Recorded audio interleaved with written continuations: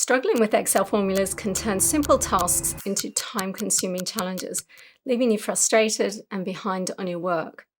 The problem isn't the formulas though, it's how we put them together. Fortunately, there's a treasure trove of formula productivity secrets hidden within Excel, waiting to be unlocked. And in this video, I'll guide you through 5 techniques you can use to maximize writing formulas efficiently, turning potential struggles into streamlined success.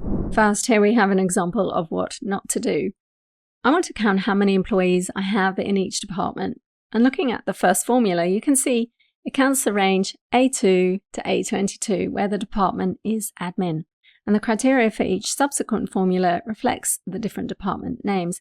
And while these formulas are technically correct, they are terribly slow to write and they're error prone. So let's look at a more efficient way to write these formulas. Instead of hard keying the name in the formula, all I need to do is reference the cell containing the department name and press enter. Now I can double click the bottom right and copy it down. It's taken me seconds to write these 5 formulas. All you need to do is make sure that the name entered in column E matches the names in column A. Easy. What if you've got a cross-tabular layout like this where you want to summarize the salaries by department and year? If you use the technique where you hard key the criteria, you have to write 15 separate formulas. What a nightmare. Instead, we can use a technique that will enable you to write the formula once and then copy and paste it to all the cells in the table. And we do this by prefixing our column and row references with the $sign to denote whether we want a reference fixed or dynamic. And when copying a formula, any row or column references marked by a $sign stay the same, signifying their absolute. In contrast, references lacking the $sign automatically adjust relative to their new location. Let's look at how we can write this formula once using absolute and relative references. So let's delete that and we'll start again. So equals sum ifs. The range that I want to sum are my salaries. So let's Control Shift down arrow to select them. And this range will be the same for every formula. So I want to prefix both the row and column references for the whole range with $signs. And a shortcut to do this is to simply press the F4 key. And Excel inserts the $signs for me. Next, I need my first criteria range, and this is going to be my departments. Again, I want this fixed or absolute, so I'm going to press the F4 key. Now my criteria is going to be the department, so I can simply select the department cell, but this time I want to be able to copy the formula across and have the column stay fixed on column F. And when I copy it down, I want the row reference to adjust to pick up the next department name and so on. So again, I can use the F4 key to apply the absolute references 3 times to fix the column, but leave the row reference relative.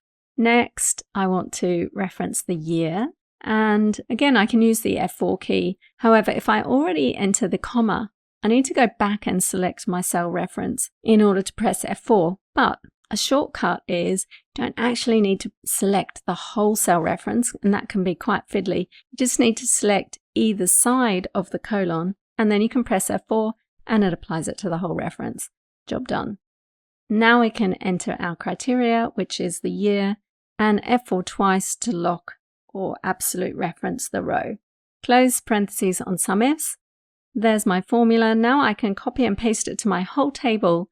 And notice, if we look in the formula bar, you can see the row and column references have adjusted where the references don't have $signs.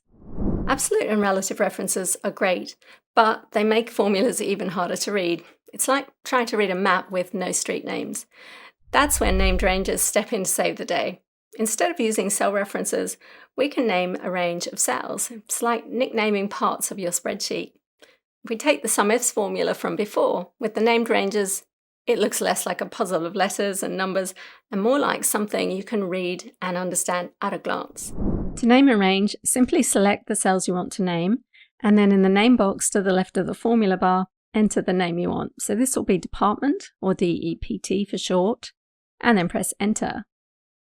Next, let's name the year column year, and the salaries salary. Now I can write my sum ifs formula referencing those names. So the range I'm summing is my salaries, and as I start to type it, you can see it appears in the IntelliSense list, and I can simply tab to enter it. Next, my criteria range is the department. There it is, tab to select it. The criteria is the name in column F, F4 3 times to absolute reference the column. Now lastly, I need to reference the year column. Now, if you have a lot of names, you can easily forget them. So a shortcut to bring up the name list is the F3 key. And I can simply select it from the list and click OK and insert it into my formula. Now I just need to reference row 1 and absolute reference the row number. Close parentheses on my sum ifs, press enter, and let's copy and paste. Now another bonus with named ranges is you don't have to mess around with absolute references for these names because they're absolute by default. You've seen how easy named ranges are for writing and reading formulas, but they take work to set up. With Excel tables, that task is done for you. And even better, as you add more data to the table, the range automatically grows to include it, so you never need to edit a formula again. I'll start by pressing Ctrl-T to format my data in a table. It's detected I might have headers, which I do, so I'll click OK. The Table Design tab opens up, and you can see the default name, Table 3, and I can type over this to rename it. Let's call this table Salaries. Now when I write my formula, I can reference the columns in the table using structured references. Structured references are the table equivalent of a named range. They consist of the table name followed by the column name in square brackets. So to write my sum ifs formula, remember we called the table Salaries. As I start to type it, it appears in the IntelliSense. So I can tab to select it. And then the column I want to reference, simply open a square bracket. And I can arrow down and select the column I want to sum, tab to insert it, close my structured reference, and press comma. Now I'm ready to enter my next criteria range.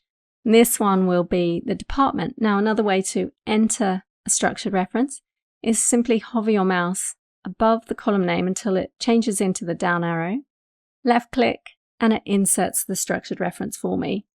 Now all I need to do is select the criteria and F4 3 times to absolute reference it. And lastly, we want the year column, comma, and then the year in row 1. Absolute reference the row, close parentheses on sum ifs, press enter, and now I can copy it. Now take note that the total salaries for sales in 2024 is 362,944.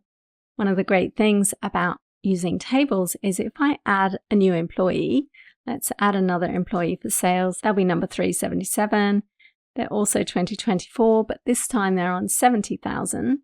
Notice the table has expanded to include this new row, and we can tell because we've got the pull handle in the bottom right of the table, and the formatting's been copied down. Let's go back to the top. You can see a formula now includes that new row of data. I haven't had to waste time editing the formulas to include this new row. Amazing. This is just one way tables can streamline your work in Excel. If you'd like to save more time managing and analyzing your data, check out my comprehensive Excel tables course, which will make your Excel life a whole lot smoother. You can find a link in the video description and the pinned comment. Earlier we used the COUNTIF function to count how many employees we have in each department. The list of departments was static, but it'd be better if it updated automatically if we added or changed department names in the source data. Let's start by formatting this data in an Excel table. Ctrl-T, my table has headers, I'll click OK. We'll call this one Employees. Now we can use the unique function to extract a list of department names. All I need to do is reference the table column containing the department names, press enter, and my unique formula spills the results of the department names. Now, in my COUNTIF formula, I can reference the department names. First, I need the range I'm counting. That's the table. And then the criteria is here. And so that my COUNTIF formula automatically expands when new departments are added, I can reference this spilled array by appending the hash sign to the end of the cell reference. Notice the range being referenced now includes all of the rows in the spilled array returned by unique. This hash sign is the spilled array operator. When I press enter on COUNTIF, it also now spills the results.